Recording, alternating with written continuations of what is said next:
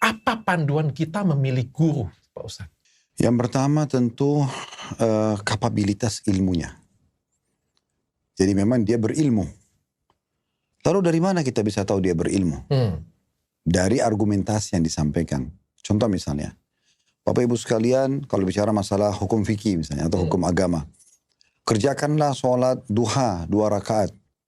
Kalau dia berilmu dia akan mengatakan sesuai dengan hadis dari Nabi Muhammad SAW diriwayatkan oleh Imam Muslim misalnya bunyinya seperti ini. Contoh. Atau lakukanlah kegiatan seperti ini. Dalilnya Al-Quran surah ini ayat sekian. Dan hadisnya di sini. Jadi dia ada argumentasi dari wahyu.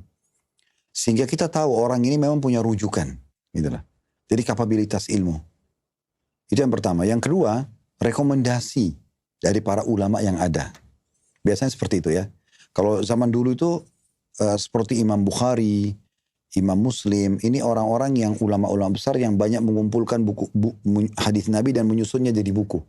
Imam Bukhari, Imam Muslim dan ulama-ulama yang lain ini, mereka kalau mau mengambil sebuah hadis dari orang, penyampaian Nabi itu, mereka salah satu syaratnya, selain kalau Imam Bukhari itu harus ketemu langsung. Misalnya, saya dengar ada hadis diriwayatkan oleh Dr. Richard. Saya, kalau Imam Bukhari, saya harus ketemu. Mana nih Dr. Richard yang mana? Oh ini orangnya, saya tanya. Benar Anda pernah menukil hadis ini? Kalau benar, coba sebutkan kepada saya. Nah setelah itu, tidak cukup. Saya akan tanya, siapa ulama yang sezaman dengan Dr. Richard, yang kenal Dr. Richard, yang rekomendasikan. Oh memang orang itu terpercaya. Oh memang orang itu jujur. Memang orang itu berilmu. Nah gitu. Itu rekomendasi namanya. Jadi kita juga harus tahu, jangan sampai orang ini nggak ada yang rekomendasikan. Ya, selain punya kapabilitas ilmu, gitu kan? Dia juga rekomendasikan.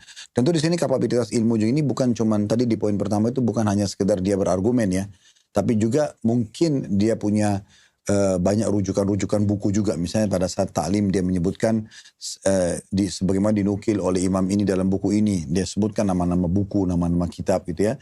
Yang itu sudah umum kaum muslimin ketahui. Seluruh dunia para dai mengajarkannya gitu ya. Buku-bukunya Imam Nawawi dan ulama-ulama yang lain misalnya gitu. Kemudian tadi rekomendasi. Kemudian yang ketiga itu mungkin kita bisa melihat juga murid-muridnya. Jadi dicari tahu kapabilitas ilmunya, rekomendasi para ulama, siapa gurunya dan siapa muridnya. Nah ini juga masuk. Jadi gurunya siapa nih? Kira-kira dia belajar dari siapa? Oh gurunya si fulan. Maka orang tahu ini siapa gurunya, ternyata ulama besar. Lalu ditarik muridnya ada nggak? Kalau dia sebagai seorang orang yang pengajar yang baik, pasti dia punya murid-murid. Dan murid-murid itu bisa menonjol.